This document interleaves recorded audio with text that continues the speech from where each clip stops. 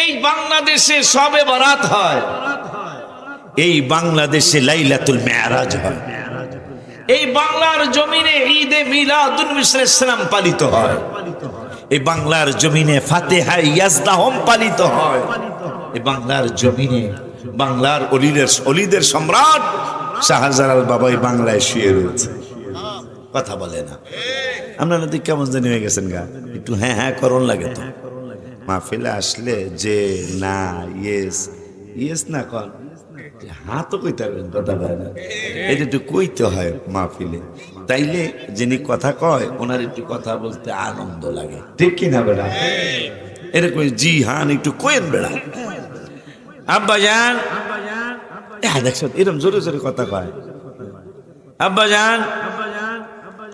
ভূমিকম্পন হয়ে গেল কিন্তু মানুষের ভিতরে ডর ঢুকে নাই। গুনাহ করতে করতে মানুষের অন্তর এত কঠিন হয়ে গেছে যে এখন যদি নইরা সইরা বিল্ডিং এর নিচেও পড়ে তাও মনে হয় কয়ে পড়ছি বাইসা থাকবো, কথা পায় না। আব্বা জান্নারে আমার, বাবা জান্নারে আমার, আর ভূমিকায় গেলাম না। সভাপতি, সেক্রেটারি, বিশেষ করে যেই বাজানে মাহফিলটা করলো আমার বাজান কি জানো দুধ মিয়া মেম্বার, আল্লাহ মাইসেরে খাওয়াইছে কিনা দুধকে জানালে ভালো জানে। হ্যাঁ, দুধ মিয়া মেম্বারের বাড়ির মাহফিল আমি আরো 2বার আসছিলাম, মনে হয় আরো 2বার আসছিলাম। আল্লাহ যথেষ্ট মানুষ পাঠাইছিল, আজকেও আস্তে আস্তে আইতেছে আর কি। আমার মনে আছে, আপনাদের মনে আছে কিনা আমার মনে নাই। হ্যাঁ, কাজের দিন আসবে ইনশাল্লাহ, এত কাজ শেষ হয়ে যেতেছে। হ্যাঁ, কাজের দিন বাজানে একটা স্লোগান দিয়েছে আপনাদের পক্ষে, কাজের দিন। তাহলে কাজের দিনের ব্যাপারে একটা গজল লিখছি আমি গত 2 মাস আগে। দুনিয়াকে ভালোবাসলাম, ওরে দুনিয়াকে ভালোবাসলাম, সে তো ভালোবাসে না রে, বাসে না। ভালোবাসেন দয়াল রাব্বানা, রাব্বানা রাব্বানা, ভালোবাসেন শাহে মাদিন। ঠিক নি রে? যাদের জন্য এত কিছু, যাদের জন্য খাটাখাটি, তারাই তোমায় দিবে মাটি। বাবা তুমি পড়ে থাকলে বিছানায় 3-4 মাস কেউ করবে না তোমার তালাশ, তারা বাইচা যাবে। আমি মইরা গেলে তারা বেঁচে যাবে, আমি মরে গেলে আসল মূলে জীবনটাই গেল ভুলে ভুলে। কথা কয় না? আব্বা জানলারি আমার বাজান যেহেতু একটা কথা বলছে আপনাদের পক্ষে, কাজের দিন। কিসের দিন? কাজের দিন। টাকা পয়সা লাগবে, ধন দৌলত লাগবে।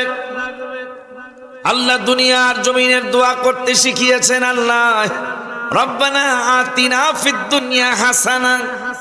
প্রথমেই দুনিয়ার হাসানা মানে সুন্দর, দুনিয়ার সুন্দরের জন্য আল্লাহ দোয়া শিখাইছেন প্রথমে। এরপরে বললেন আফিল আখিরাতে হাসানা, এরপরে বললেন আল্লাহ তুমি আখিরাতের সুন্দর আমাদেরকে দান করো। লাস্টে বললেন ওয়াকিনা আযাবান নার। আবারও আরেকটা দোয়া করছি, আল্লাহ আমাদেরকে দোজখের আগুন থেকে তুমি আমাদেরকে বাঁচাও। সকলে জোরে বলি আমিন। বাজানরে আমার, এই দুনিয়ার জমিনে যত মানুষ আসছিল সব মানুষই চলে গেল। আমরা কয়েকদিনের জন্য আছি, আমরাও চলে যেতে হবে। কিন্তু চলে গেলে চলে যাওয়ার জন্য কি প্রস্তুত আমি করেছি, আপনি করেছেন। আমার তেমন কোনো পুঁজি নাই। যারা জান্নাতের টিকিট পেয়েছে, জান্নাতের টিকিট হোল্ডার, এই মানুষগুলিও কবরের চিন্তায় কাঁদতেন। এই মানুষগুলিও জান্নাতের 3য় টিকিটটা পায়া ওসমান জিন নূরান রাদিয়াল্লাহু তাআলা, যে ওসমান জিন নূরান, যে 2 নূরওয়ালা কেমনে হলো? আমার নূরের নবী, হায়াতুন নবী, জিন্দা নবী, রহমাতুল লিল আলামিনের 2 কন্যাদ্বয়কে শাদী মোবারক করার কারণে তিনি 2 নূরওয়ালা। এটা কেমন কথা? মায়ারা নূর বাপে বলে মাটি নাউজুবিল্লাহ জোরে কয় না। আমাদের দেশে আম গাছে আম হয়, কলা গাছে আম হয় না, কথা কয় না। কলা গাছে আম হয় না, আম গাছে আম হয়, জাম গাছে জাম হয়, তেঁতুল গাছে আপেল হয় না, তেঁতুল গাছে তেঁতুল হয়। আমার আমার হাবিব সাল্লাল্লাহু আলাইহি ওয়াসাল্লামের দুই কন্যা দয়কে শাদী মোবারক করার কারণে ওসমান হইল দুই নূরের অধিকারী। তাই মায়াদেরকে বিয়া কইরা যদি ওসমান দুই নূরওয়ালা হয়, আমার নূরের নবী নূর না মাটি। আর তৈরা দেখা আমরা আল্লাহু আকবার ইয়া রাসূল। আব্বা জানলেন আমার নূর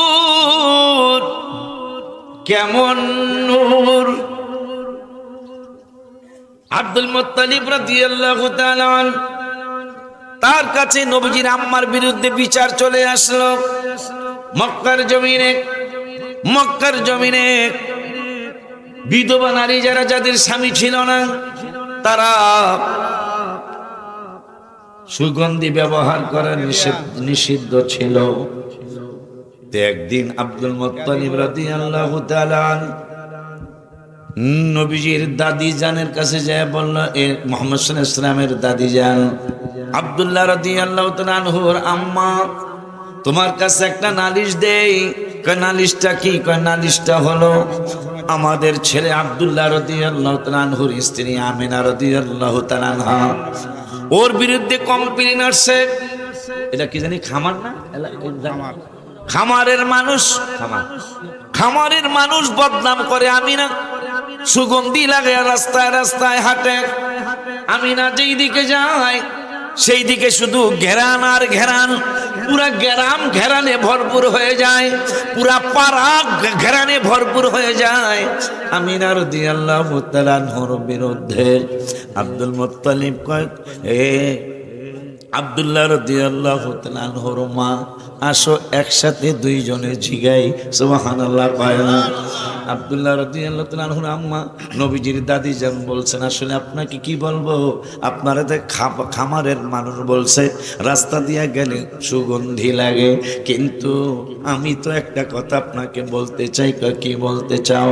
কয়, আমি যখন আমার বৌমা যখন গোসলখানার থেকে বের হয়, গোসলখানার থেকে যখন বাহিরে বের হয়, পুরা গোসলখানার মধ্যে ঢোকা লাগে না, ঢোকার আগেই মনে হয় দেয়ালের মধ্যে আমিনার শরীর মোবারকের ঘেরান ধইরা রাখছে।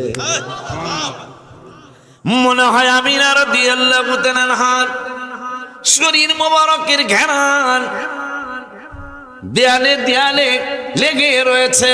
এত ঘেরান জীবনে কোনোদিন আমি পাই নাই। তারপর চলো, তুমি যেহেতু বলতে চাও, দুইজনের স্বামী স্ত্রী যা জিজ্ঞাসা করি, এই সুগন্ধি তুমি কোথা থেকে পেলে এবং এই সুগন্ধি কেন ব্যবহার করো? মা আমিনা রাদিয়াল্লাহু তাআলা আনহাকে নবীজির দাদা দাদি যান দুইজনে যায় বললো, আমিনা তোমার কি লজ্জা লাগে না গো মা?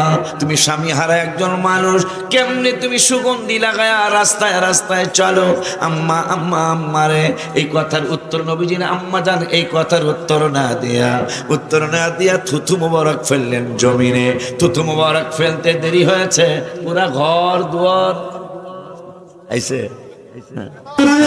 তাকবীর, নারায়ে তাকবীর, নারায়ে রিসালাত, নবীজির আগমন, ইঞ্জিনিয়ার আশরাফুদ্দিন বকুল ভাইয়ের আগমন, জনাব ইঞ্জিনিয়ার আশরাফুদ্দিন বকুল ভাইয়ের আগমন, মধুরাবাদ খামারবাসীর পক্ষ হতে হাবিব ভাই, আজকে মাহফিলের প্রধান অতিথি হাবিব ভাই আসেন নাকি স্যার? না না না, জরুরি হ্যাঁ আমি তো দরকার আমাদের জাতীয় প্রোগ্রামটা করে এলাম। প্রযুক্তি বিষয়ক দরকার আছে তো, নমুনা সম্বন্ধে পাইছেন।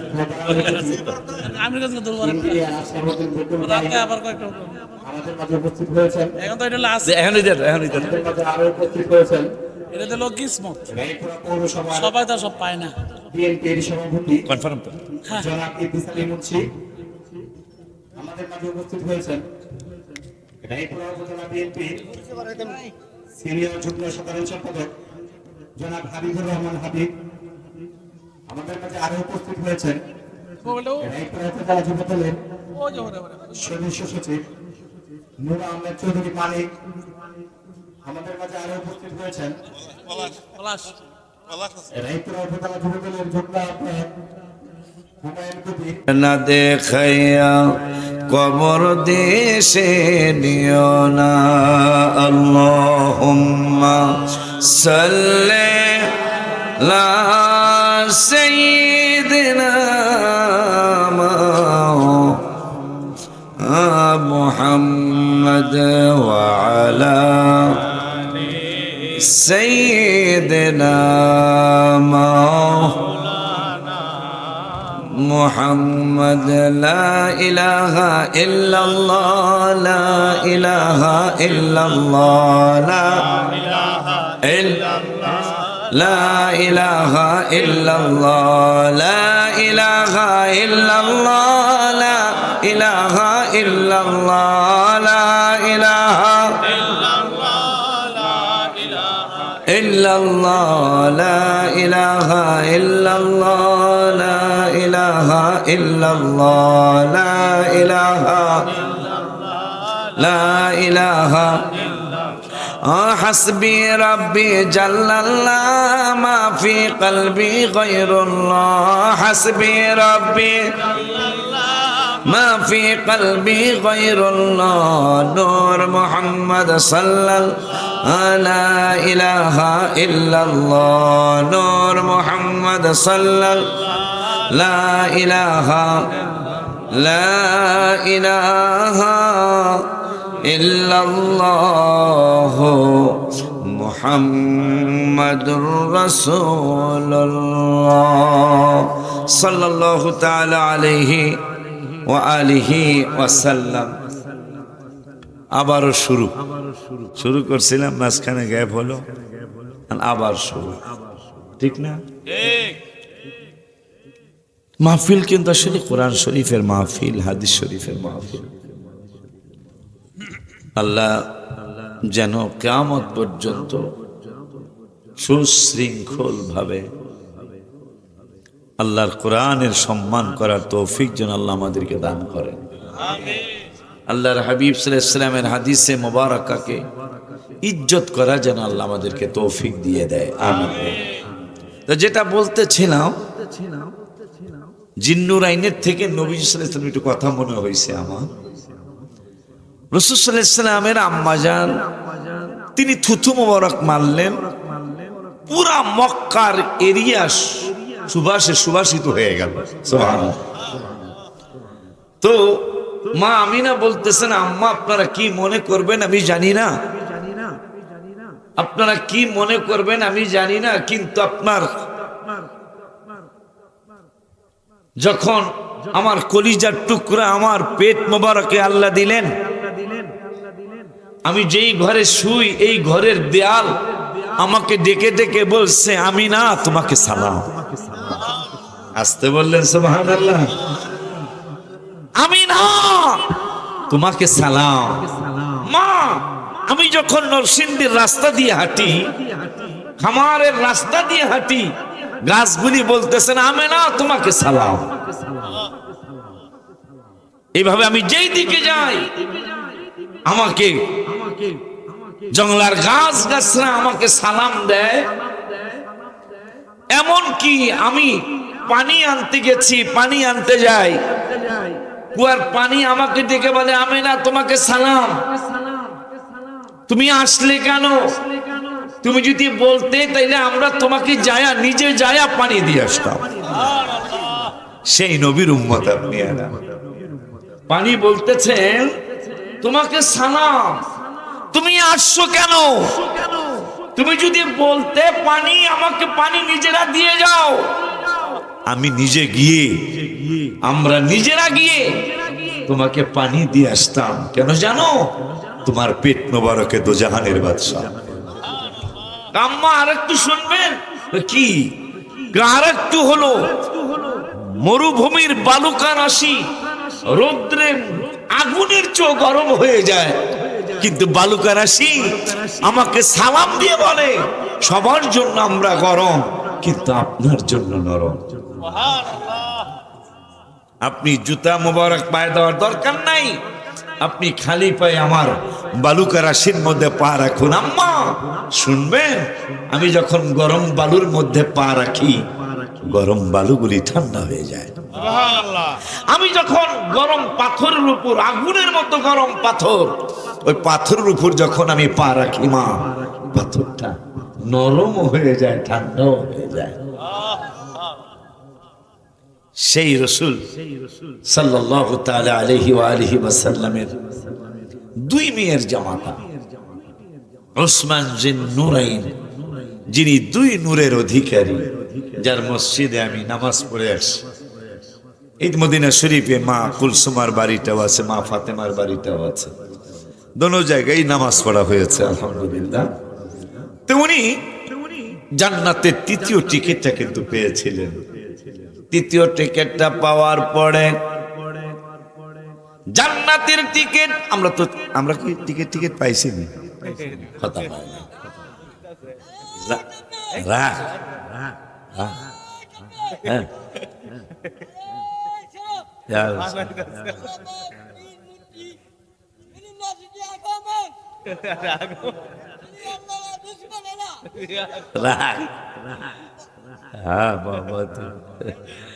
এটা এলো আমার ওই যে একটা পাম্প আছে না, তেলের পাম্প, গোকুলনগর তেলের পাম্প। তো আমি তো মনে করছি কে না কে, আমি ওই গাড়ি থেকে নাইমা চায়ের দোকানের দিকে গেছি যে একটু চা খাবো।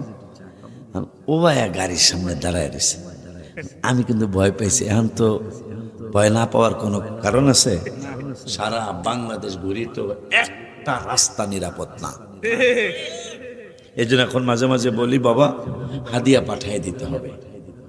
হাদিয়া আমরা তো অনেকে দোষ মনে করেন, এই যে এত কষ্ট করে একটা মাহফিলের কিছু হাদিয়া আমাদেরকে দেয়, সে হাদিয়া দিয়া মাদ্রাসা করি, মসজিদ করি। আমার ছেলেদেরকে জিজ্ঞাসা করলে পাবেন সামনের মাসের 17, 18, 19 3 দিন ব্যাপী মাহফিল, ভাড়ার টাকা দিতে পারবো না, 3 দিন আমি 9 বেলা খাওয়াবো ইনশাল্লাহ। যে খেয়ে আসবেন আমি 29 বছরের মাহফিলের হাদিয়ার টাকা দিয়া কি করলাম? আমার তো ব্যবসা নেই, এই মাহফিলে যা আল্লাহ দেয় তাই। ঢাকার জমিনে প্রায় 20 থেকে 22 কোটি টাকার সম্পদ মাদ্রাসার হয়েছে। আপনাদের দাওয়াত দিয়ে গেলাম, 9 তলা ভবন হয়েছে, গতকালকে ফাইনাল হয়েছে, 11 তলা মসজিদ হবে ইনশাআল্লাহ। বড় পীর হুজুরের 11টা নাম মোবারকের সম্মানে 11 তলা মসজিদ হবে ইনশাআল্লাহ। এটার জন্য দাওয়াত দিয়ে গেলাম, যে দেখে আইসেন আমি 29 বছরের বক্তা, আমি কি করলাম আপনাদের হাদিয়ার টাকা দেয়া। তাইলে আশা করি আমার জন্য আর একটু দোয়া আসবে ইনশাআল্লাহ। আব্বা জানলারে আমার, বাবা জানলারে আমার, রাসূল সাল্লাল্লাহু আলাইহি ওয়াসাল্লাম নূরানি জবান মোবারকে সমসাময়িক বিষয় নিয়ে 2-4টা কথা বলে যায়। আব্বা জান নূরের নবী সাল্লাল্লাহু আলাইহি ওয়াসাল্লাম 15টা মেসেজ দিয়ে গেছেন 1500 বছর আগে। কয়টা মেসেজ? 1500 আর 1500 বছর আগে 15টা মেসেজ দিয়ে গেলেন।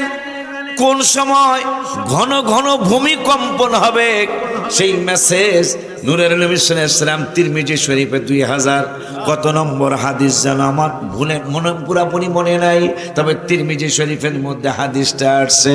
আমার নূরের নবী সাল্লাল্লাহু আলাইহি ওয়াসাল্লাম নূরানি জবান মোবারকে বললেন, ওরে দুনিয়ার মানুষ, কখন ঘন ঘন ভূমিকম্পন হবে, কোন সময় ঘন ঘন ভূমিকম্পন হয়ে মানুষ চাপা পড়ে মারা যাবে, বিল্ডিং ভেঙে মানুষ বিল্ডিং এর নিচে পড়ে যাবে, সেইটা আমি রাসূল সাল্লাল্লাহু আলাইহি ওয়াসাল্লাম তোমাদেরকে মেসেজ দিয়ে যাই। মেসেজ আমি আস্তে আস্তে আপনাদেরকে শোনাইতে চাই, শুনবেন না ইনশাআল্লাহ? এগুলি দরকার, এগুলি দরকার। শোনার পরে যদি আমরা একটু সেফ হয়ে যাই, আল্লাহ আমাদেরকে দয়া করতেই, আল্লাহ দয়া করবে না? দয়া করবে না? আল্লাহ দয়া করছে না? আল্লাহ কথা হয় না, দয়া করছে না? দয়া কেমনে করছে তাও বলি। আল্লাহ রাব্বুল আলামিন যেভাবে কথা কন এইভাবে মাহফিল করা যায়। একটা বক্তাকে নিরিবিলি একটা পরিবেশ দিতে হয়, এটা মাথায় রাখবে। মাহফিল শুধু করলেই হবে না, কিন্তু মাহফিলের পরিবেশ দিতে হবে। এই যা আব্বা বইয়ের এসে এরকম বৈশা থাকতে হবে, আব্বা বৈশার এসে এরকম বৈশা থাকতে হয়। কথা বললে কিন্তু বক্তার কানে কথা আসতে, তখন বক্তা যদি একেবারে দক্ষিণ দিকে যাও হয়ে যায় পশ্চিম দিকে যাও। সত্যি কথা বললাম, এটা অন্তরের কথাটা বললাম। পরিবেশ লাগে, বিশেষ করে স্টেজ। আপনাদের দিয়ে কথা কানে আসবে না, স্টেজের কথা কিন্তু কানে আসবে, ঠিক কিনা বাজার? আব্বা জানুয়ারি আমার, আল্লাহ কত কিছু করেছেন আপনি জানেন? আল্লাহ 21 পারার 12 পৃষ্ঠার 2 নম্বর আয়াতে বললেন, আলাম তারাও আন্নাল্লাহা সাখারা লাকুম মা ফিস সামাওয়াতি ওয়া মা ফিল আরদি। নবমণ্ডল এবং ভূমণ্ডলে যত কিছু আছে সব কিছুই তোমাদের জন্য আমি কাজে লাগিয়ে দিয়েছি। মুসলমান, তুমি কেমনে বেঈমানি করো? পদ্মার ইলিশ, নাম করা একটা ইলিশ মাছ, সারা বিশ্বে সমাদৃত। পদ্মা কি কোনোদিন পদ্মার ইলিশ খেয়েছে? কথা বলেন না কেন? কিরে পদ্মা, তোমার ইলিশের এত দাম, এত দাম, এত মান, এত সম্মান, তুমি কি পদ্মার ইলিশ কোনোদিন খেয়েছো? না। তা কার জন্য? উম্মতে মুহাম্মদের জন্য। কাঁঠাল, কাঁঠাল গাছ তুমি জাতীয় ফল মনে হয় না কাঁঠাল? তুমি জাতীয় ফল, ন্যাশনাল ফুডস। তুমি কি কোনোদিন কাঁঠাল গাছ তুমি কাঁঠাল খেয়েছো? না তো। আমি তো উম্মতে মুহাম্মদের জন্য সৃষ্টি হয়েছে। আম গাছ, আমরুপালি, কত নামি দামি আম, আজ পর্যন্ত আমরুপালি গাছে আমরুপালি খায়নি, এই উম্মতের জন্য। রাসূল সাল্লাল্লাহু আলাইহি ওয়াসাল্লাম প্রশ্ন করেছিলেন, জিবরাইল আমার আল্লাহকে একটু প্রশ্ন করো তো। কি প্রশ্ন করবো? যে লূত আলাইহিস সালামের কওমকে আল্লাহ ধ্বংস করে দিয়েছেন, অনেকগুলো নবী রাসূলের উম্মতদেরকে আল্লাহ ধ্বংস করে দিয়েছেন, আল্লাহ মাটিতে মিশিয়ে দিয়েছেন। যে আল্লাহ রাব্বুল আলামিনের মাটি প্রতিদিন আপনাকে বলে, আল্লাহ আমাকে একটু হুকুম দাও, আমাকে একটু হুকুম দাও, আমি ওদেরকে আমার পেটের মধ্যে নিয়ে নেই। আমার আল্লাহকে না, এই হুকুম দিতে পারতেছি না। কেন? আমি তোমার সৃষ্টি একটা মাটি, আমি 24টা ঘন্টা তুমি আল্লাহরে স্মরণ করি, কিন্তু এরা আমার উপর দিয়া চলে, আমার উপর দিয়া তারা, আমার উপরই তো তারা গাছ লাগায়, আমার উপরই তো ধান লাগায়, আমার উপরই তো গম লাগায়, আমার উপরই তো আলু লাগায়, আমার মধ্যেই তো তারা বিভিন্ন ফসল আদি করে। অথচ আমি আপনার প্রশংসা 24 ঘন্টা করি, এরা তো 1টা ঘন্টাও করে না। আপনি খালি একটু হুকুম দেন, আমি আমার পেটের মধ্যে তাদেরকে নিয়ে ধ্বংস করে দিব। আমার আল্লাহকে না, হবে না। কেন? কেন হবে না? বন্ধুর কারণে। আর একটু জোরে কয় না বেটা, বন্ধুর কারণে, আমার হাবিবের কারণে। ওদেরকে তোর পেটে আমি নিতে দেব না। কেন তুমি নিতে দিবে না? বন্ধু কিন্তু আমাকে প্রশ্ন করেছিল, আল্লাহ অন্যান্য নবীর উম্মতদেরকে তুমি মাটিতে মিশিয়ে দিয়েছো, আমার উম্মতদেরকে কি তুমি মাটিতে মিশিয়ে দিবা? আমার উম্মত গুলাকে মাটিতে মিশিয়ে দেওয়া হবে? আমার আল্লাহ বললেন, বন্ধু তা করবো না আমি, আপনার সম্মানের কারণে ওদেরকে মাটিতে মিশিয়ে দিব না, কিন্তু মাঝে মাঝে আমি সিগন্যাল দেব। মাঝে মাঝে আমি সিগন্যাল দেব, এরা যেন ইউটার্ন নিয়ে আবার জায়গা মতো চলে আসে। ও মুসলমান, নবীর কারণে বেঁচে গেছে, হাবিবের কারণে বেঁচে গেছে। আমার আল্লাহ কয়, ওদেরকে শিখি ধ্বংস করে দিতাম, কিন্তু বন্ধুর দিকে তাকাইলে আর ভালো লাগে না, হাবিবের দিকে তাকাইলে আর ভালো লাগে না।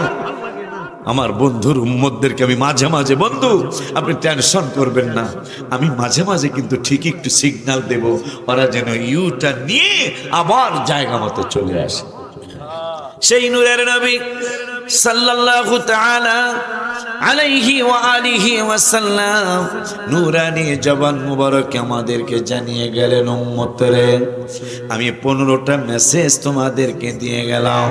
যেই মেসেজগুলি দেখবা যখন ঘন ঘন বেশি বেশি তোমাদের চোখে পড়বে, ঘন ঘন তোমাদের সামনে আসবে, তখন ঘন ঘন কিন্তু ভূমিকম্পন হবে। ইয়া রাসূলুল্লাহ সাল্লাল্লাহু আলাইহি ওয়াসাল্লাম, ভূমিকম্পনটা কেন হয়, কেন হবে? আমরা একটু জানতে চাই। আমার নূরের নবী, হায়াতুল নবী, জিন্দা নবী রহমাতুল লিল আলামিন শুরু করলেন, মানুষের আমানতের খেয়ানত হয়ে যাবে, মানুষ আমানত খেয়ানত করবে, মানুষের কাছে মানুষ টাকা জমা রাখবে, মানুষের কাছে মানুষ যেমন বিশ্বাস করে বিদেশ যারা থাকে বড় ভাইয়ের কাছে টাকা পাঠায়, ভাই আমার জন্য 4% জমি রাখবে। আপনার নরসিংদী আছে কিনা জানি না, আমার শরীয়তপুরে ফরিদপুরে আছে, টাকা পাঠাইলো ছোট ভাই, রেজিস্ট্রি হয়ে গেল বড় ভাইয়ের নামে। কেন? তোর কথা কম তো, হ্যাঁ আমি ডরাইছিলাম, দিনকাল ভালো না, আবার দেখতে শুনতে একটু কেমন কেমন না রে, কোন ঘটনা ঘটায় আমি ডরাইতেছি। সিরাজ কয় গেট আউট, গেট আউট, কিন্তু ওই গেট আউট হয় না। গেট আউট বুঝছেন তো না, বের হয়ে যাও গেটের থেকে। আচ্ছা ঠিক আছে, আমারে হাদিয়া দিছে, আমি কি ওরা সেমনি হাদিয়া দেবো? না বাবা আমি খুশি হয়ে দিছি, খুশি হয়ে গেছি, খুশি হয়ে দিছি, আমারে খুশি হয়ে দিছে। পরে খুললে দেখি 10 টাকা, পরে চিন্তা করলাম ওর টাকা হলো 10 কোটি টাকার সমান। ঠিক না বলেন? রাখ তোর 10 টাকা 10 কোটি কইছি। হ্যাঁ দিয়ে মনে পরে চা খাইতে গেলাম, চাও খাইলো না। চা খাইছিলা? চাও খায় নাই, পান একটা চাবাইতেছে বুড়া মানুষের মতন। আজকে জাগা আলহামদুলিল্লাহ, রাখ আলহামদুলিল্লাহ। আব্বা জানলা রে, বাবা জানলা রে, আমার নূরের নবী সাল্লাল্লাহু আলাইহি ওয়াসাল্লাম বললেন আমানতের খেয়ানত বেড়ে যাবে, মানুষের কাছে টাকা আমানত রাখবে, 6 মাস পরে যায় মানুষ টাকা চাইলো, যার কাছে রাখতে সে বলে তুমি কিসের টাকা রাখছো আমার কাছে, কবে রাখছো? নাউজুবিল্লাহ, কি জোরে বলা যায় না। আমার নূরের নবী সাল্লাল্লাহু আলাইহি ওয়াসাল্লাম বললেন এই সমস্ত ঘটনা যখন দেখবে যে ছোট ভাইয়ের জমিন বড় ভাইয়ের নামে রেজিস্ট্রি হলো, স্ত্রীর কাছে বিদেশ থেকে টাকা পাঠাইলো, মাশাআল্লাহ আম্মাজানরা আসছে না, কিছু কিছু যুগোপযোগী কথা কইয়া যাইতে হইব। এত কষ্ট, আমি বিদেশ করছি, বিদেশ যে কত কষ্টের জায়গা, কত কষ্টের জীবন, বিদেশের জীবন। আমি বাবা মাকে অনুরোধ করে যাব, ঘন ঘন টাকা চাওয়া উচিত নয়, কারণ বিদেশের বাড়ি। আপনার ছেলে যদি কাজ করতে পারে তাইলে খাওয়া থাকবে, খাওয়া পাবে, কাজ করতে না পারলে খাওয়া পাবে না। বিদেশ পাঠাইলে চাকরি হয় না, বিদেশ পাঠাইলে ইনকাম হয় না। অনুরোধ করে যায়, বাবাকে বলবেন, বাবা ছেলেকে বলবেন তোমার স্বাস্থ্য ঠিক রেখা টাকা পাঠায়ো। আমি বিদেশ করছি, আমি নিজে বিদেশ করছি, খালি টাকা চান। আপনি কি জানছেন আপনার ছেলেটা কোন হালে আছে?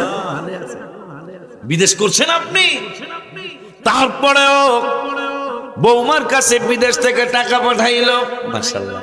বৌমা আমার বাপের বাড়ির কাছে একটা জায়গা কিনো, কথা কর না, এটা আমার ফরিদপুরের কথা বলতেছি, নরসিংদীতে গুলি নাই আল্লাহ দিলাম। আব্বা জানলারে কয় আমার বাপের বাড়ির কাছে বাড়ি করো, যাক পাম্পট্টি দিয়া জায়গা একটা রাখাইলো, টাকা এত ভালোবাসে, টাকা সব পাঠাইলো, মাশাআল্লাহ। মাজানে আমার মায় সমস্ত টাকা নিয়ে চম্পট, কথা পায় সমস্ত টাকা নিয়ে চম্পট। আমার নূরের নবী সাল্লাল্লাহু আলাইহি ওয়াসাল্লাম বললেন যখনই আমানতের খেয়ানতগুলি শুরু হয়ে যাবে তখন তোমাদের সমাজে, তোমাদের দেশে, তোমাদের মাটিতে ভূমিকম্পন হবে। 15টা মেসেজের একটা চলে গেল আমানতের। এখন আমানত কত প্রকার? আব্বা তোমার নাম কি? আমার ছেলে মোহাম্মদ রিপন। আমি কইলাম আব্বা রিপন তোর নাম কি? মোহাম্মদ রিপন। খবরদার কথাটা কই না, কথাটা তোমার পীরের কাছেও তুমি কইবা না, খবরদার বৌমার কাছেও কইবা না। প্রথমে বৌমারে কয় বাজানে আজকে দুপুরে একটা কথা কইলে এরকম করে কইও না। আমি বলছি মা বাবা রিপন কথাটা কিন্তু বৌমারও বলা যাবে না। আমানত কত প্রকার, কিন্তু রিপনে প্রথমে কয় এই গোপন কথা, এটা গোপন কথা, এটা কিন্তু কম যাবে না। কি গোপন কথা? বাজানে কইছে এই এই এই এই মায়া বলছে, হ্যাঁ খামারের এক মায়ের একটা কথা বাজানে কইছে, রিপন কইছে আমারে, আমি আপনার খবরদার এটা করে কম যাবে না। আমানতের খেয়ানত হয়ে গেল, মানুষের আমানতের খেয়ানত হয়ে গেল। আমার নূরের নবী 1500 বছর আগে বলে গেলেন, এই সমস্ত আমানতের খেয়ানত যখন শুরু হয়ে যাবে তখন ঘন ঘন ভূমিকম্পন হবে। গেল একটা মেসেজ। দ্বিতীয় মেসেজ হলো যাকাতকে মানুষ জরিমানা মনে করবে, যাকাত দিতে চাবে না। যাকাতকে মানুষ জরিমানা মনে করবে। যাকাত তুই যদি ইসলামী সমাজে থাকতো, কোন গরিব মানুষ এই সমাজে থাকতো না বাবা। যাকাত মানুষ দেয় না। 1 লাখ 1.5 লাখ 2 লাখ টাকা 52.5 ভরি স্বর্ণের টাকা যার 1 বছরে জমা থাকবে খাইয়া দেয়া, এর উপরেই যাকাত ফরজ। রূপা 52.5 তলা রূপা, 52.5 ভরি রূপার টাকা যার কাছে থাকবে 1 বছর খাওয়া দাওয়ার পরে, এর উপরে যাকাত ফরজ। কিন্তু যাকাত মানুষ দেয় না। যাকাত যদি হয় 1 লাখ টাকা, 12,000 টাকার লুঙ্গি আর শাড়ি কিনা মানুষের বিলায় দেখে যাকাত দিলাম, আসলে তো যাকাত দেওয়া হয় নাই, ঠিক কিনা? যাকাতকে মানুষ জরিমানা মনে করবে, যাকাত দিতে চাবে না, যাকাত দিবে না। আমার নূরের নবী সাল্লাল্লাহু আলাইহি ওয়াসাল্লাম বললেন, ওরে দুনিয়ার মানুষ, দুনিয়ার মানুষ, দুনিয়ার মানুষ, আমি তোমাদেরকে জানিয়ে গেলাম, তোমাদেরকে আমি নূরের নবী সাল্লাল্লাহু আলাইহি ওয়াসাল্লাম বলে গেলাম, যখন যাকাত মানুষ দিবে না, যাকাত ফরজ হয়েছে, যাকাতকে মানুষ জরিমানা মনে করবে, তখন ঘন ঘন ভূমিকম্পন হবে। শুধু তাই নয়, রাসূলুল্লাহ সাল্লাল্লাহু আলাইহি ওয়াসাল্লাম আর কি মেসেজ দিয়ে গেছেন। আমার নূরের নবী সাল্লাল্লাহু আলাইহি ওয়াসাল্লাম নুরানি জবান মোবারকে বললেন, মসজিদ মাদ্রাসার পরিচালক হবে, সব না হইল অনেক মসজিদ মাদ্রাসার পরিচালক হবে ফালতু মানুষ। কথা কন না কাবেলা। মসজিদ চালাবে যিনি নামাজই পড়েন, এর মাসে না খরচা হবে, নামাজই পড়ে না। নবীজি 1500 বছর আগে বলে গেছেন, ওই সময় ঘন ঘন ভূমিকম্পন হবে। মসজিদ চালাবে ফটকা মানুষ। কি মানুষ? ফটকা ফাসেক, যিনি মসজিদ চালানোর মতো অ্যাবিলিটি নাই। মসজিদ কারা চালাবে? আল্লাহ কোরআনে বলেছেন 10 পারার 8 পৃষ্ঠায় আল্লাহ বললেন, ইন্নামা ইয়ামুরু মাসাজিদাল্লাহি, আল্লাহর ঘর মসজিদ কারা কারা চালাবে? কইয়া যায় কথাগুলি, কইয়া যায়। আল্লাহর ঘর মসজিদ কে কে চালাবে? আমার নূরের নবী রব্বুল আলামিন নবী সাল্লাল্লাহু আলাইহি ওয়াসাল্লামকে আল্লাহ বললেন, ইন্নামা ইয়ামুরু মাসাজিদাল্লাহ মান আমানা বিল্লাহি। আয় হায়, যিনি মসজিদ পরিচালনা করবেন, সভাপতি হবে, সেক্রেটারি হবে, আমার আল্লাহ বলতেছেন ওই লোকটা আমার উপর ঈমান থাকতে হবে, আল্লাহর উপর ঈমান থাকতে হবে, বিল ইয়াউমিল আখিরে, কিয়ামতের প্রতি তার বিশ্বাস থাকতে হবে, বিল ইয়াউমিল আখিরি ওয়া আকামাস সালাহ, তিনি নামাজি হইতে হবে। কি হইতে হবে? নামাজ পড়েন এরকম সভাপতি মসজিদে নাই? কি রে বেটা, মসজিদ তো চালাইব যে বেটা নিজে নামাজ পড়ে। এখন দি ম্যাক্সিমাম মসজিদ বেনামাজি সভাপতি। তাই ভূমিকম্পন হইব না হইব কি, আমাকে আল্লাহ এখনো বাঁচায় রাখছে, খালি নবীর কারণে বাঁচিয়ে গেছে। মসজিদের সেক্রেটারি থাকে হইল কাতারে। কই থাকে? হ্যাঁ বলে কাতার থেকে মসজিদ চালাই, কথা পায় না। এরম আছে না? একটু বুঝছে শুনে সিদ্ধান্ত নিতে হইব না। আমার আল্লাহ বললেন, যিনি মসজিদ চালাইব ওয়া আকামাস সালাত, তিনি 1 নম্বর একজন নামাজি মানুষ হবে। ওয়া আতা যাকাত, তিনি যাকাত প্রদান করবে। আর কি গো আল্লাহ? আর একটা হলো আলাম ইয়াখশা ইল্লাল্লাহ, এই লোকটা আমার আল্লাহকে ভয় করবে। আল্লাহরে ভয় করেনি? খুব কম আছে, খুব কম না। মসজিদের টাকা মাইরা দিছে, হেলিকা কে শুইছে? হ্যাঁ, কথা হয় না। মসজিদের টাকা মাইরা দিছে, এটার জন্য জেল খাল কাটছে। আল্লাহর ঘর মসজিদ, সেই টাকা মাইরা দিছে, এইটা হলো মিছিল পর্যন্ত বাংলাদেশে হয়েছে। কথা কর না। নবীজি বলেছেন, যখন মসজিদ মাদ্রাসার পরিচালক হবে ফাসেক মানুষ, ফালতু মানুষ, 2 নম্বর মানুষ, তখন পৃথিবীতে ঘন ঘন ভূমিকম্পন হবে। গেল তিনটা গেল নাকি? তিনটা না? 4 নম্বর মেসেজ দিয়ে গেলেন আমার নূরের নবী সাল্লাল্লাহু আলাইহি ওয়াসাল্লাম। বাবা মাকে, ছেলের বউ আর ছেলে মিলে বাবা মাকে বৃদ্ধাশ্রমে পাঠিয়ে দিবে, বাবাকে মাকে ঘর থেকে বের করে দিবে, বাবার খবর নিবে না, মার খবর নিবে না, শ্বশুর শাশুড়ির খবর ঘন ঘন নিবে। কথা কয় না? কথা কয় না? মাকে ঘর থেকে বের করে দিবে। স্ত্রী কয় কেমনে বেডিরে বের করা যায়? আমরা কথা স্ত্রীরা ভালো, আমাকে ফরিদপুরের কথা বলতেছি, কেমনে বেডিরে বের করা যায়, এই বুড়িগারে কেমনে বের করে দেওয়া যায়? শুনে যান, মনে রাখবেন। কেন ঘন ঘন ভূমিকম্প হবে? 6 তারিখের জন্য রেডি থাকেন, নামাজ পড়া শুরু করেন, আমার আল্লাহর দয়া হয়ে যেতে পারে। কারণ মহাখালী যখন 4 তলা বিল্ডিং দেবে গেল, 5 দিন পরে একটা ছোট্ট বাবু পাওয়া গেল। রাখে আল্লাহ, মারে কে? মারে আল্লাহ, রাখে কে? ছোট্ট একটা শিশু 5 দিন পরে বিল্ডিং খোদার পরে সরানোর পরে পাওয়া গেল, সবাই মারা গেল, কিন্তু শিশু বাচ্চাটারে আল্লাহ বাঁচিয়ে রেখেছে। কথায় কথা মনে হয়ে যায়। আল্লাহ একদিন প্রশ্ন করলো, আজরাইল, জীবনে কোটি কোটি মিলিয়ন বিলিয়ন মানুষের জান কবজ করেছ, একটা কথা তোমার কাছে জানতে চাই। কি জানতে চান গো আল্লাহ? যে জীবন, তোমার জীবনে কোনোদিন কোনো রুহু কবজ করতে তোমার কি কোনোদিন ব্যথা লাগছিল, মনে কষ্ট লাগছিল কিনা? একটা কষ্ট আমার একদিন লেগেছিল আল্লাহ। কি কষ্টটা লেগেছিল? কষ্টটা হলো নদী দিয়া একদিক থেকে আর একদিকে জাহাজে করে মানুষ যাচ্ছিল, ঘূর্ণিঝড়ে টর্নেডো হয়ে জাহাজ ডুবে গেল। একটা মহিলা দেখলাম তোমার ইশারায় একটা গাছের কাঠের মধ্যে বাসতেছে, হঠাৎ করে ওই গাছের ভাষা, গাছের মধ্যে প্রসব বেদনা শুরু হলো, প্রসব হলো বাচ্চা। অবস্থায় তুমি আল্লাহ অর্ডার করেছো বাচ্চার মাটাকে জান কবজ করার জন্য।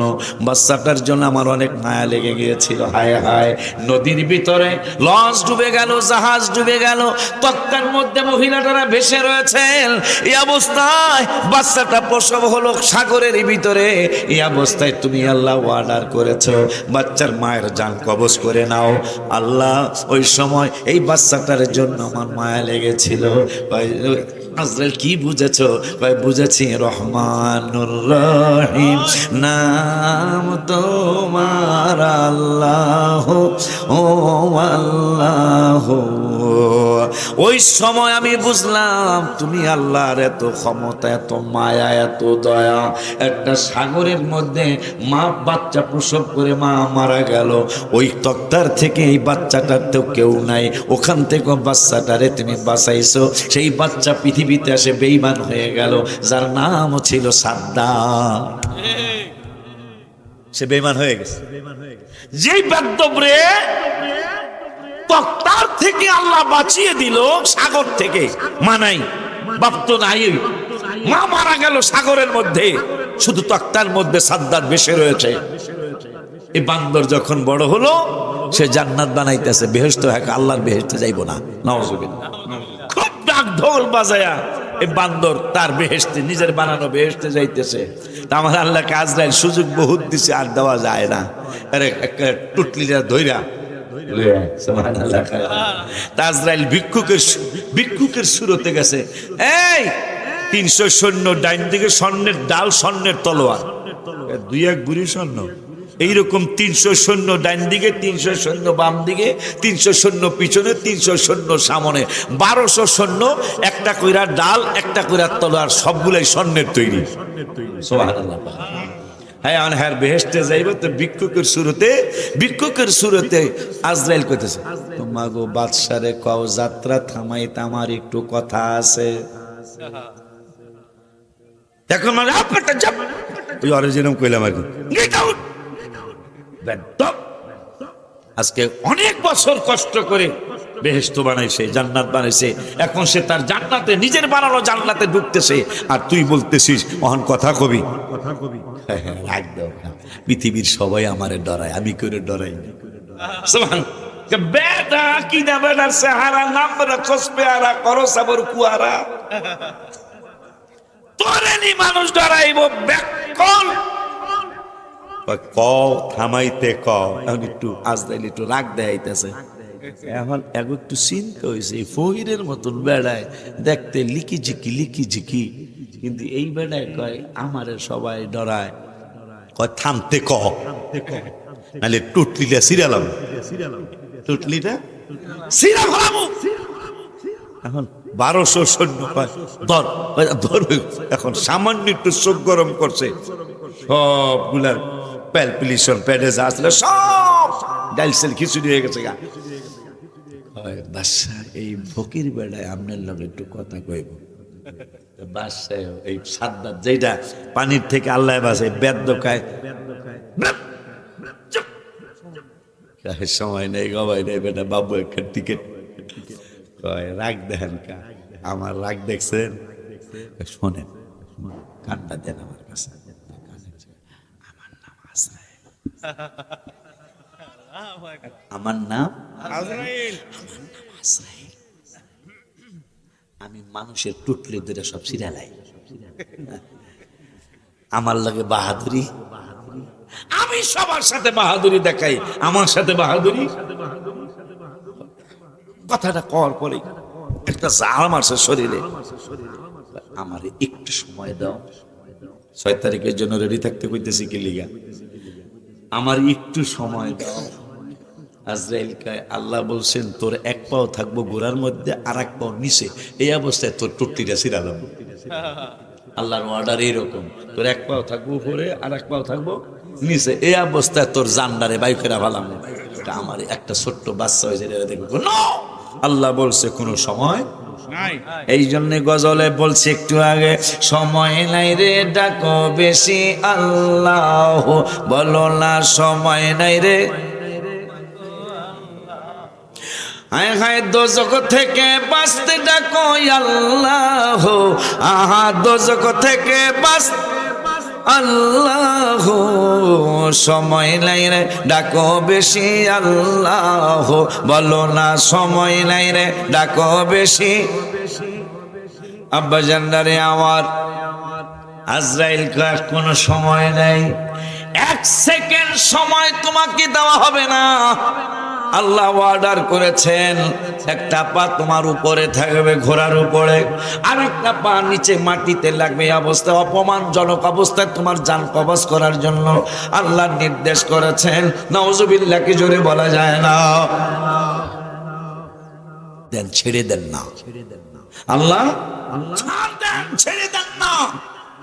ঘুড়ি উঠায় দিছেন, ঘুড়ি বোঝে, ঘুরটি ঘুরটি আমার কথা সে কি কয়, গুন্ডি বুঝছে না, গুন্ডি উড়ায় দিছেন।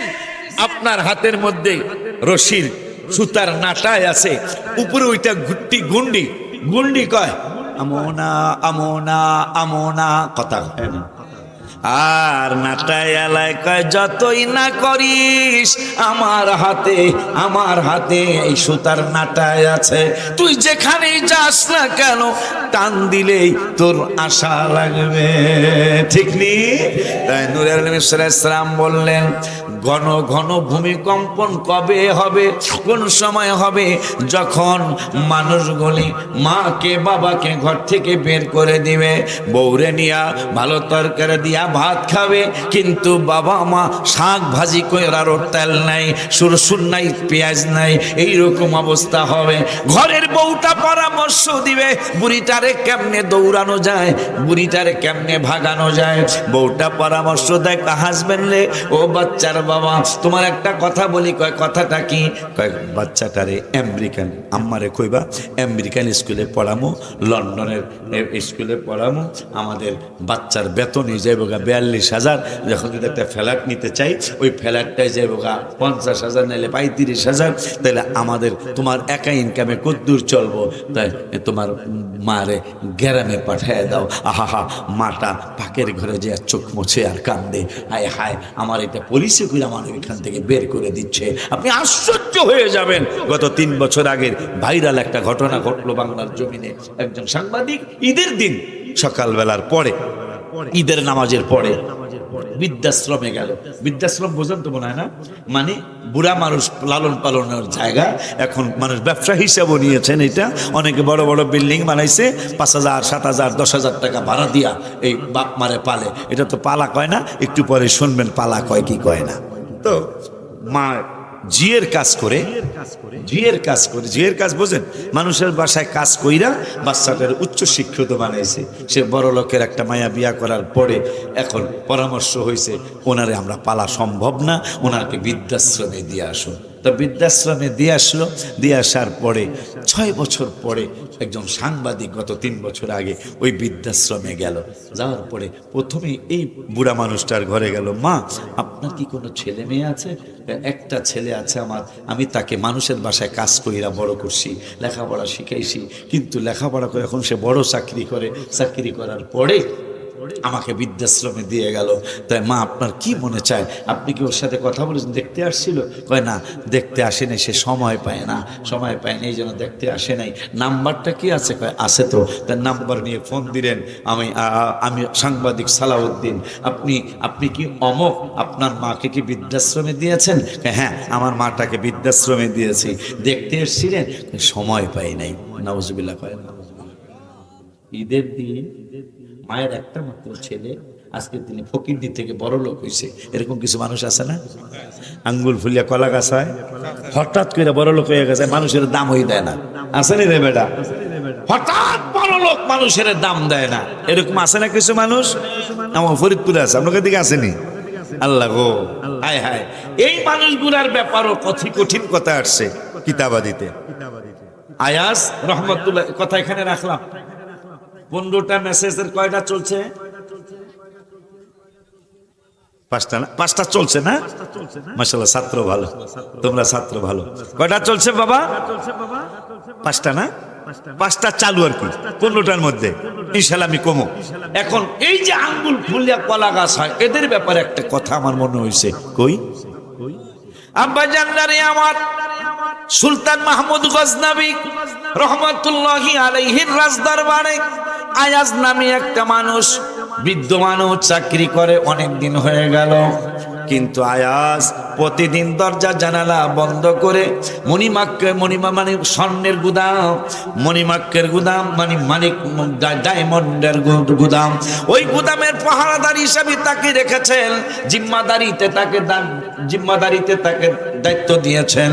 আয়াজ প্রতিদিন দরজা জানালা বন্ধ করে, 4র্থ শ্রেণীর কর্মচারী, কিন্তু 5 ওয়াক্ত নামাজ পড়ে, তাহাজ্জুদের নামাজ পড়ে, সালাতুত তাসবিহ নামাজ পড়ে। আয়াজ এইভাবে অনেক দিন চলতে থাকলো, কিন্তু উপরের লেভেলের মন্ত্রী মিনিস্টার যারা, এমপি পদের যারা, এরা এই 4র্থ শ্রেণীর কর্মচারীটার হিংসা করতেছে যে আমরা এত বড় বড় পদের মানুষ, আমাদের বাসায় এত ভালো জানে না, এটা ফহিন্নি, এই ফহিন্নির এত ভালোবাসে। এরকম আছে না? এই ফহিন্নির এত ভালোবাসে, এই ফহিন্নিরে দরবার থেকে বের করতে হইব। তাই কয় বাদশা, আপনি যে হারে এত বিশ্বাস কইরা এই মণিমাণিক্যের গুদামে তারা দায়িত্ব দিচ্ছেন, স্বর্ণের গুদামে দায়িত্ব দিচ্ছেন, ডায়মন্ডের গুদামে দায়িত্ব দিচ্ছেন, তা কি হয়েছে? কয় প্রত্যেক দিন তো স্বর্ণ চুরি করে। কেমনে বুঝলা? প্রত্যেক দিন 1-1.5 ঘন্টা দরজা জানালা বন্ধ কইরা সে কি জানি করে, আমাদের বিশ্বাস অবশ্যই সে স্বর্ণ চুরি করে। তা আগামীকাল যখন হবে, যখন দরজা জানালা বন্ধ করবো আমাকে কইবা, আমি যাই ওরে শায়েস্তা করবো। গেছে, পরের দিন ঠিকই ওই একই টাইমে দরজা জানালা বন্ধ করছে আয়াজ। বন্ধ করার পরে ওই মন্ত্রী পদের লোকেরা যারা, এমপি পদের লোকেরা যারা, এরা বলতেছেন কাম তো হয়েছে, উনি তো দরজা জানালা বন্ধ করছে, চলো আয়াজ, আয়াজ ওপেন দা ডোর, দরজা খোলো, ইফতাহাল বাব, দরজা খোলো। আয়াজ খোলে না। আর মন্ত্রীরা কয় খুলবো কেমনে বাজান, এত চুরি করতেছে, ধরা পড়ে গেছে তো। আধা ঘন্টা 1 ঘন্টা পরে দরজা খোলা হলো। আয়াজ ডরে কাঁপতেছেন। আগে রাজা বাদশারা তো তলোয়ার সবসময় সাথে থাকতো, ভুল হইলি 1 কোপ দিয়ে 2 টুকরা। হায় হায়, আয়াজ কাঁপতেছে। কাঁপতেছে কেন? মন্ত্রীরা কয় চুরি করছে যে, এই জন্য তো কাঁপতেছে, এই ডরে কাঁপতেছে। অনেক চমৎকার একটা সিন্দুক, ওই সিন্দুকের সামনে যে আয়াজ, সিন্দুকের মধ্যে কি? আয়াজ সেজদায় পড়ে গেল, বাদশা আমার গোপন জিনিস এটা প্রকাশ করবেন না। তা মন্ত্রী বা এমপিরা বলতেছেন চাবি লন, আপনি না করলে তো দিব না। চুরির মাল এখানে, চাবি লইয়া খুইলা দেখতেছেন একটা সিরা টুপি, খুব খেয়াল, একটা সিরা টুপি, 30 তারির একটা লুঙ্গি, একটা সিরা পাঞ্জাবি, এই চমৎকার সিন্ধুকের মধ্যে এই 3টা জিনিস তিনি রেখেছেন। বাদশা বলতেছেন আয়াজ, আমার এত দামি একটা সিন্ধুক, সিরা একটা টুপি রেখেছ, সিরা একটা পাঞ্জাবি রেখেছ, 30 তারির একটা লুঙ্গি তুমি রেখেছ, আমার সিন্ধুককে অপমান করেছ, এটা কেন করলা? কেন করলাম বলি, আপনাকে তারা কি বলেছে আমি জানি না, তবে আমার কথা আমি আপনাকে বলে দেই। যেই দিন আমি আপনার রাজ দরবারে, আমি গরিব একটা ছেলে, আমি অসহায় একটা ছেলে, আমার টাকা পয়সা ছিল না, কিন্তু আমার চেহারা সুরত আল্লাহ ভালো দান করেছিল, এই জন্য আপনি আমাকে চাকরি দিয়েছিলেন। যেই দিন আমি চাকরিতে জয়েন করলাম, ওই দিন আমার এই সিরা টুপিটা আমার মাথায় ছিল, সিরা পাঞ্জাবিটা আমার গায়ে ছিল, এই 30 তালির লুঙ্গিটা আমার পরনে ছিল। বাদশাহ, আমি প্রতিটা দিন চাকরিতে জয়েন করার পর থেকে এখন তো আপনি রাজ দরবারে রাজ টুপি দিয়েছেন, রাজ পোশাক দিয়েছেন, রাজ পায়জামা দিয়েছেন, আমার লজ্জা লাগে, তারপরও যতক্ষণ ডিউটি করি ততক্ষণ পড়ে থাকি, কিন্তু আমি দরজা জানালা বন্ধ করি কেন? আপনাকে তারা কি বলেছে জানি না, এরা তো বলেছে তুমি আমার মানিক্য চুরি করো, ডায়মন্ড চুরি করো, আমার স্বর্ণগুলি চুরি করো, নইলে 1-1.5 ঘন্টা কেন দরজা জানালা বন্ধ করে রাখো? আয়াজ কেঁদে দিলেন, হাউমাউ করে কেঁদে দিয়ে বললেন বাদশাহ, যেই দিন আমি আপনার রাজ দরবারে চাকরিতে জয়েন করি, ওই দিন এই টুপিটা আবার মাথায় ছিল, আমার সিরা পাঞ্জাবিটা গায়ে ছিল, আমার 30 তালি লুঙ্গিটা আমার পরনে ছিল, দরজাটা আর জানালাটা বন্ধ করে আমার এই রাজ পোশাকটা আমি খুলি, আমার রাজ পোশাকটা খুলি, রাজ দরবারের রাজ পোশাকটা খুইলা 30 তালির লুঙ্গিটা পরি, এই সিরা টুপিটা আমি পরি, আমার সিরা পাঞ্জাবিটা পরি, পইরা আমি আমার আল্লাহর দরবারে নতজানু হয়ে কয়েক রাকাত নামাজ পড়ে আমার আল্লাহকে বলি, আল্লাহ আমি এখনো আমার পিছনের জিনিসকে ভুলি না,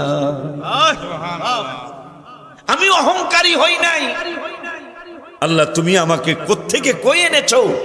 প্রতিটা দিন আমি আমার এই রাজ পোশাক খুলে ওই সিরা লুঙ্গিটা, সিরা টুপিটা, সিরা পাঞ্জাবিটা পরি, আমার যেন অহংকার না আসে।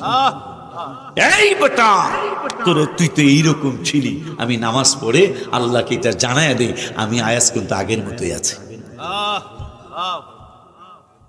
সেই আয়াজের ছেলে, আয়াজ যখন বৃদ্ধ হয়ে গেল, বাজানদের মতো বয়স হয়ে গেল, তার ছেলেকে দিয়ে গেলেন, আমার ছেলেটাকে আপনার রাজ দরবারে দিয়ে গেলাম। তো এখন প্রত্যেক দিন বাদশাহ অনেক কাজের হুকুম দেয়, নাম ধইরা ধইরা।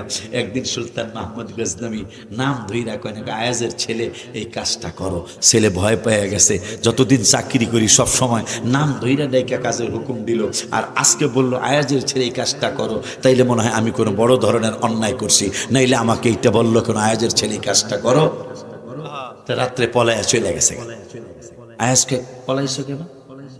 আমারে সবসময় নাম ধইরা ডাকে বাচ্চায়, কিন্তু কালকে কইছে আয়াজের ছেলে এই কাজটা করো, অবশ্যই মনে হয় আমি বড় ধরনের অন্যায় করেছি, নাইলে এইটা কইলো কেন? আয়াজ সহ বাদশার দরবারে আসছে, বাদশাকে জিগায়, বাদশাহ আমার ছেলে মনে হয় কোনো বড় ধরনের অন্যায় করছে, আপনি কেন সবসময় নাম ধইরা ডাকেন, কালকে কেন নাম ধইরা ডাকেন নাই? এই জন্য আমার ছেলে পলায়া চইলা গেছে, কি অন্যায় করছে? এখন সুলতান মাহমুদ গজনবী হাউমাউ করে কাঁদতেছেন। এখন আরো সন্দেহ হয়েছে, মনে হয় অবশ্যই বড় ধরনের কোনো অন্যায় করছে, নাহলে বাদশা কাঁদে কেন?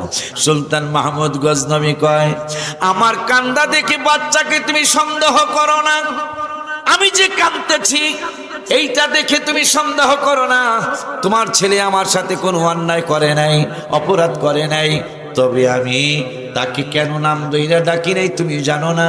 কই কেন নাম ধরে ডাকেন নাই? কই শোনো আয়াস আয়াস আয়াস, আমার নূরের নবীর নাম মোবারক যেইটা, তোমার ছেলের নাম রাখছো সেইটা। আমার নূরের নবী সাল্লাল্লাহু আলাইহি ওয়াসাল্লামের নাম মুহাম্মদ সাল্লাল্লাহু আলাইহি ওয়াসাল্লাম, তোমার ছেলের নাম মোহাম্মদ রেখেছো। আমি তোমার ছেলে যেই দিন থেকে চাকরিতে জয়েন করেছে রে আয়াস, ওই দিন থেকে আমি কখনো উজু ভাঙ্গি না। জোরে সুবহানাল্লাহ কয় না? কারণ তোমার ছেলেরে কাজের হুকুম দেওয়া লাগবে। আয়াস আয়াস রে, এই জন্য কবি নজরুল গজল লিখেছেন, সেই ফুল নিয়ে কাড়াকাড়ি, চাঁদ সূরজ গ্রহ তারা, ফকির বাদশাহ দরবেশ চাহে পড়তে গলার মালা, বলো ফকির বাদশাহ দরবেশ চাহে পড়তে গলার মালা। কবি নজরুল লিখলেন গত শতাব্দীতে যে রাসূল সাল্লাল্লাহু আলাইহি ওয়াসাল্লামকে নিয়ে আকাশের চাঁদ, আকাশের সূর্য, আকাশের তারা, যেটা মা আমিনাও বলেছেন, আমি ঘর থেকে বের হলেই আব্বা মা আপনার আমার শ্বশুর শাশুড়ি তারা আয়েশা ঝুঁকে পড়ে বলতো, আমিনা তোমাকে সালাম। লক্ষাধিক তারকা এসে আমাকে সালাম দিত, আমিনা তোমাকে সালাম, তোমাকে সালাম না, তোমার গর্ভে যিনি আছেন তাকে সালাম। সেই নূরের নবী সাল্লাল্লাহু তাআলা আলাইহি ওয়া আলিহি ওয়াসাল্লামের নাম মোবারকের সাথে নাম মিলায় রাখার কারণে সুলতান মাহমুদ গজনবী, যিনি অনেক আশেক রাসূল ছিলেন, তিনি বললেন, আমি উযু ছাড়া তোমার ছেলের নাম ডাকি না। কিন্তু ঘটনাক্রমে গতকালকে তোমার ছেলের যখন ডাক দিতেছিলাম, আমার উযু ছিল না। সুবহানাল্লাহ, জোরে বলো। তোমার ছেলের গতকালকে যখন আমি কাজের হুকুম দিতেছিলাম, তখন আমার উযু ছিল না। আমার নবীর নাম মোবারক আমি উযু ছাড়া নিব, কতটুকু সম্মান, কতটুকু ইজ্জত, অথচ বেয়াদবের দল আমার নূরের নবীর এখন সাংবাদিকের সাথে তুলনা করতে চায়। নাউজুবিল্লাহ কয় না বেরা? তাকবীর, আল্লাহু আকবার, নারে রিসালাত, ইয়া রাসূলুল্লাহ, আহলে সুন্নাত ওয়াল জামাত জিন্দাবাদ, জিন্দাবাদ, আল্লামা হাফেজ ওয়ালিউল্লাহ আশিকি পীর সাহেব।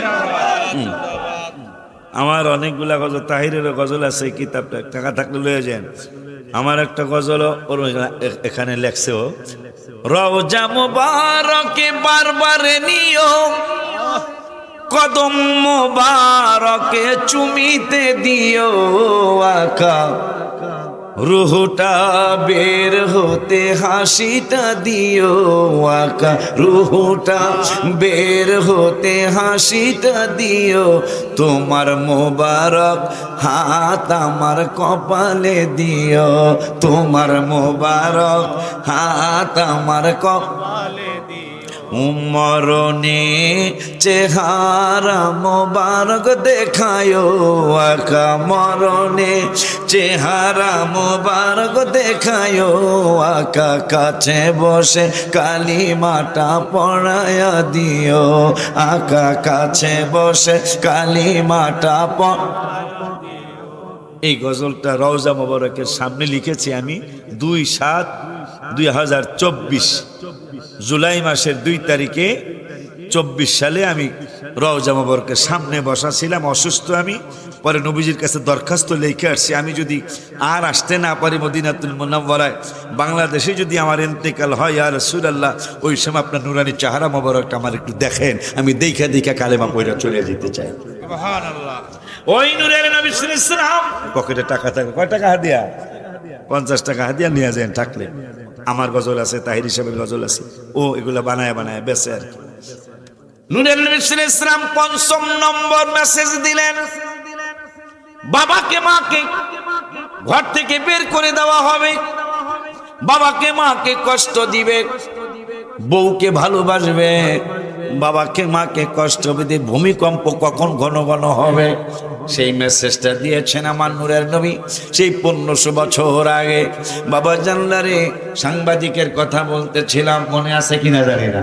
সাংবাদিক ফোন দিল, আমি সাংবাদিক সালাউদ্দিন, আপনার মাকে কি আপনি বৃদ্ধাশ্রমে দিয়েছেন? ছেলেটা বলল, হ্যাঁ বৃদ্ধাশ্রমে দিয়েছি। মাকে কি ঈদের দিন দেখতে এসেছিলেন? কয় দেখতে যাইতে সময় পাই নাই। আপনার মাকে আমি প্রশ্ন করেছি সে কি চায়, আপনার মা বলল আপনাকে একটু দেখতে চাই, যেহেতু যেহেতু একটাই মাত্র ছেলে আপনি, কয় ঠিক আছে আমি আসছি। আসলো, আসার পরে কয় মা তোমার কি হয়েছে, কি কষ্ট পাইছো মা? কয় কষ্টের কথা তোমার কাছে আমি বলবো না, কি বলার আছে? কয় আমার একটা জিনিস তুমি দিতে হবে। কয় কি? কয় আমাকে একটা নতুন ফ্যান কিনে দিয়ে যাও। মা বলতেছেন একটা নতুন ফ্যান কিনে দিয়ে যাও। ছেলেটা ডেকে বলতেছেন মা তোমার আগের ফ্যানটা কি নষ্ট হয়ে গেছে? কয় গত 6 বছর আগে তুমি যে আমাকে ফ্যান তুমি দাও নাই, এই অফিস থেকে আমাকে যে ফ্যান দেওয়া হয়েছিল এই ফ্যানটা গত 6 বছর আগে 2 দিন পরেই নষ্ট হয়েছে, আর নতুন ফ্যান দেওয়া হয় নাই, তুমি আমারে নতুন একটা ফ্যান কিনে দিয়ে যাও। ছেলেটাকে মা এটা আগে বলো নাই কেন? কয় আমার অভ্যাস হয়ে গেছে, আমার হ্যাবিট হয়ে গেছে, আমার আর ফ্যান লাগে না, শীতে তো প্রশ্নই আসে না, গরমও ফ্যান লাগে না। কিন্তু এই ফ্যানটা চাওয়ার একটা কারণ আছে বাবা।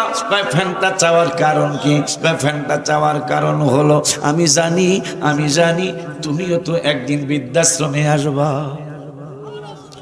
আমি তো জানি তুমি একদিন বৃদ্ধাশ্রমে আসবা। তোমার নিজের হাতে একটা দরখাস্ত আমাকে লিখে দিয়ে যাও। আম্মা কি দরখাস্ত লিখতে বলো? আমাকে দরখাস্ত লিখে দিয়ে যাও, এই বৃদ্ধাশ্রমের অফিসারের কাছে আমি দরখাস্তটা জমা করব। জমা কইরা কি হবে?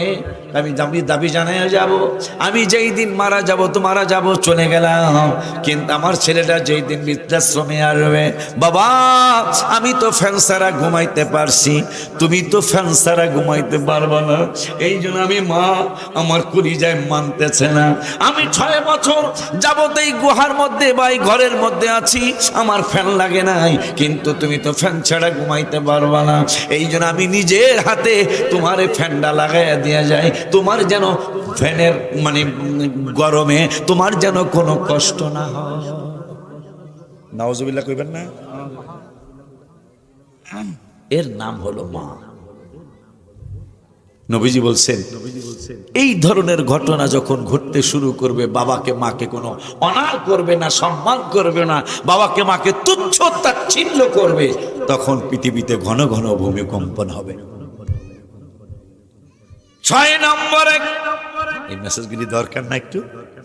6 নম্বরে নর্তকী দিয়া গান গাওয়ানো হবে। মনে হয় না, মনে হয় মহিলা দ্বারা সাজগোজ করায়া।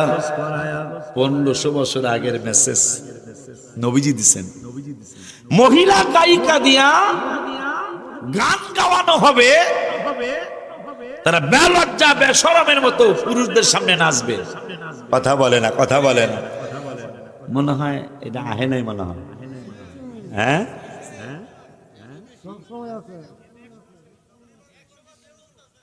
100% চলতেছে।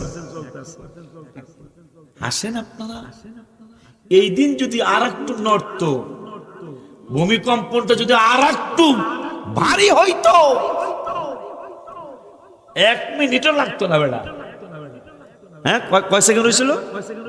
মাত্র 6 সেকেন্ড। যদি 30 সেকেন্ড হইতো, কতগুলি বিল্ডিং ভাঙতো। পুরান টাউনে ঢাকা কোনোটাই মনে হয় পাইলিং নাই। আর একটু 5-7 সেকেন্ড হইলেই পুরান টাউনের ম্যাক্সিমাম বিল্ডিং ভেঙে যাইতো, আর মানুষ চাপা পড়ে মারা যাইত।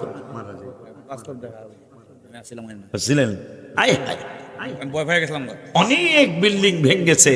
আবার এইবার আমিও জীবনে যত ভূমিকম্পন দেখছি এইরকম কোন আর দেখিনি। মানে আগে কোন রকম লড়ছে টরছে, কিন্তু এইবার কিন্তু বিল্ডিং কাঁপতেছে, সেটা দেখা যেতেছে। হ্যাঁ বাইরে নাকি বাস্তব দেখা। আমি বিল্ডিং এর মধ্যে ছিলাম, মাদ্রাসার ভবনে ছিলাম, আমি বুঝি নাই, প্রথমে বুঝি নাই। পরে আমার স্ত্রী বলতেছে ভূমিকম্পন হইতেছে। যখন নাচ গান করবে, নাচ গান বেড়ে যাবে, মহিলা দিয়া গান গাওয়াবে, পুরুষরা সামনে বসে থাকবে। নবী সাল্লাল্লাহু আলাইহি ওয়াসাল্লাম বলেছেন ওই সময় ঘন ঘন ভূমিকম্পন হবে। বাজনা বাদ্য কথাও আসছে, বাজনা বাদ্য, নতুন নতুন বাজনা বাদ্য বের হবে। আগে তো শুধু দেখতাম সারেন্ডা দেখছি আর হারমোনিয়াম দেখছি, এখন যে কত ধরনের বাদ্য বাজনা বেরিয়েছে। কথা বলেন না কেন?